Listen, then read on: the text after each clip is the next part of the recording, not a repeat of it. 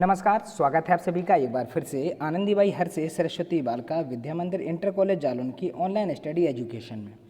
मैं धर्मेंद्र कुमार सिंह राजा सर। आज यहाँ पर जो विषय है वो मैं आपको पढ़ाने वाला हूँ हिंदी। ठीक है, अगर बात की जाए क्लास की तो यहाँ पर हम लोग पढ़ेंगे कक्षा 7 की क्लास का ये लेक्चर है। ठीक है, और अगर लेक्चर की बात की जाए तो ये हमारा 29वां लेक्चर है हिंदी का। ठीक है, इससे पहले मैंने 28 लेक्चर और अपलोड किए हैं। अगर आप लोग वो नहीं देखे हैं तो जाके देख लीजिए ताकि आपको चीज़ें आसानी से समझ में आ जाए। ठीक है बच्चा।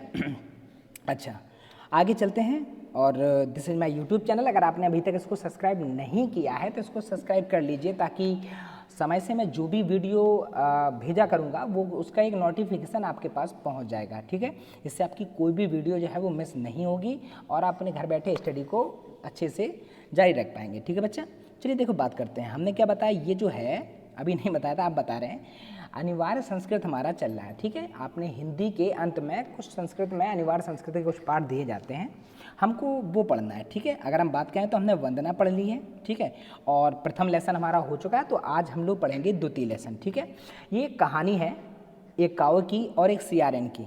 ठीक है, यानी कि लोमड़ी की। ठीक है, बहुत अच्छी कहानी है, इससे बहुत कुछ सीखने को हमें मिलेगा। अब क्या मिलेगा वो तो हम कहानी में ही बताएंगे आपको। ठीक है, अभी से बता देंगे तो आप लोग पढ़ेंगे नहीं। ठीक है, चलिए देखिए, पाठ का नाम हमारा है काक सिंगालियो, है ना, कथा, यानी कि किसकी, एक तो कावा और एक सियारिन की कथा यानी कि कहानी। ठीक, पाठ में आगे पढ़ने से पहले भाई हम लोग पढ़ेंगे पहले शब्दार्थ। क्यों पढ़ेंगे? क्योंकि हम इसके अर्थ जो है वो निकाल सकें। ठीक है बच्चा, तो अगर बात करें एकदा का मतलब है भाई एक बार। ठीक है, क्योंकि हमको हिंदी अर्थ निकालना होता है तो हमको वो मीनिंग्स जो है यानी कि जो शब्दार्थ हैं वो हमको पता होने चाहिए। ठीक है, भूक्षित का मतलब होता है भूखा, इतस्तता का मतलब होता है इधर उधर, सहसा का मतलब होता है बच्चा अचानक, शाखाया का मतलब होता है डाल के, और ऊपरी का मतलब होता है ऊपर, उपविशत का मतलब होता है बैठ गया। ठीक है, श्रृगाली का मतलब होता है बच्चा सियारन यानी कि लोमड़ी। ठीक है, और प्राप्तुम का मतलब होता है प्राप्त करने के लिए। ठीक, श्रुत्वा का मतलब होता है सुनकर, और पलायते का मतलब होता है भाग गई। पलायता का मतलब क्या होता है? भाग गई। क्लियर होगी ये बात हमारी? ठीक है ना, फिर से जरा एक बार देखेंगे ताकि हमको हिंदी अर्थ निकालने में आसानी हो। एकदा का मतलब एक बार, भुभुक्षिता का मतलब बच्चा भूखा, इतस्तता मतलब इधर उधर, सहसा का मतलब अचानक, शाखाया का मतलब डाल के। ठीक है, और शाखा यानी कि डाल होती है ना, पेड़ की जो डाल होती है। ठीक, ऊपरी का मतलब बेटा ऊपर, उपविशत का मतलब बैठ गया, श्रृगाली का मतलब होता है बच्चा सियारिन, प्राप्तुम का मतलब होता है प्राप्त करने के लिए, श्रुत्वा का मतलब सुनकर, और पलायता का मतलब है भाई भाग गई। पलायता का मतलब क्या होता है?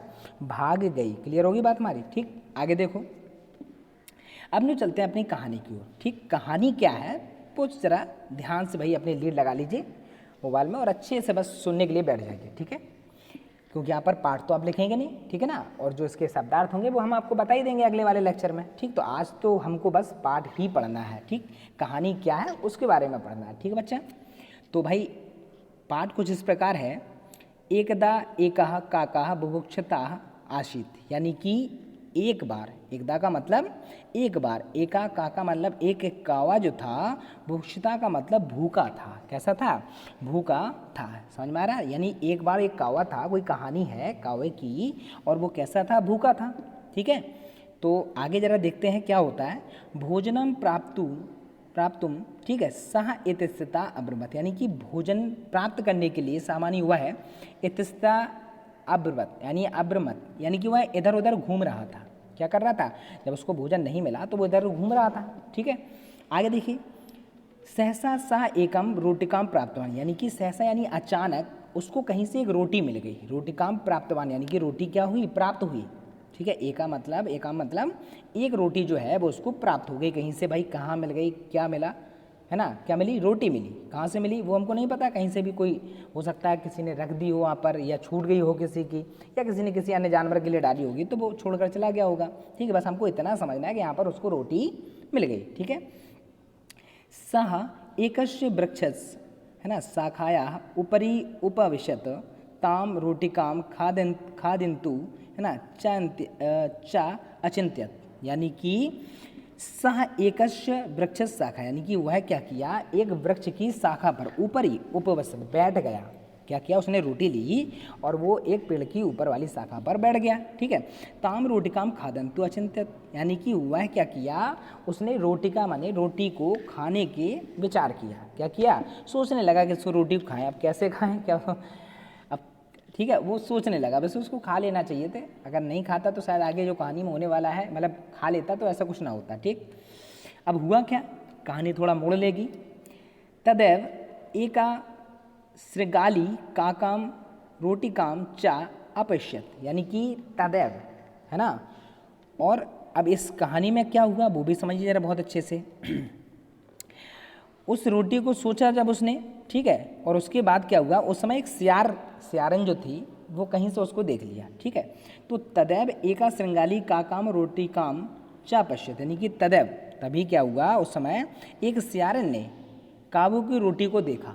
क्या किया, रोटी काम चा पश्यत, यानी कि जो भी सियारन वहाँ कहीं बैठी हुई थी उसने क्या किया, रोटी को देखा। किसकी रोटी को देखा, जो कावा जो था, जो रोटी लिए था अपनी चोंच में, उसको देखा उसने। ठीक है, सा ताम रोटिकाम प्राप्तुम, है ना, मनशी अचिंत्यत, यानी कि उसने क्या किया, उस रोटी को खाने का विचार किया, मतलब लेने के लिए उसने क्या किया, मनशी यानी मन में अपना क्या बनाया, प्राप्त करने के लिए विचार किया, यानी विचार बनाया, आइडिया उसके दिमाग में उसने लाया कि ऐसी भाई हमको भी भूख लगी है तो इस कावा क्यों खाए, हमको मिलनी चाहिए रोटी। ठीक, अब उसने बताया एक प्लान। ठीक है, अब वो क्या है वो आज जरा देखते हैं, पहले इसका फिर समझ लें।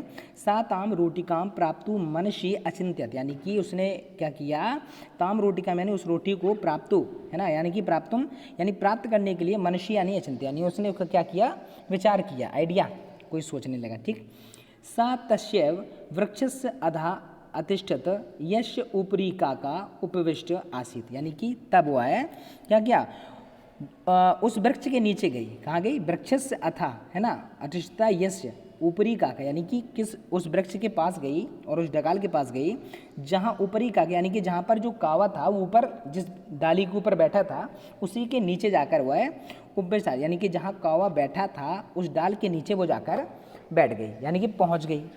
ठीक है ना, कहाँ पहुँच गई, जहाँ पर कौवा बैठा था उस डाल पर। ठीक है, उसी के नीचे वो जाके बैठ गई। ठीक, आगे जरा पढ़ते हैं बच्चा, तो यहाँ पर आपको दिखाई दे रही होगी।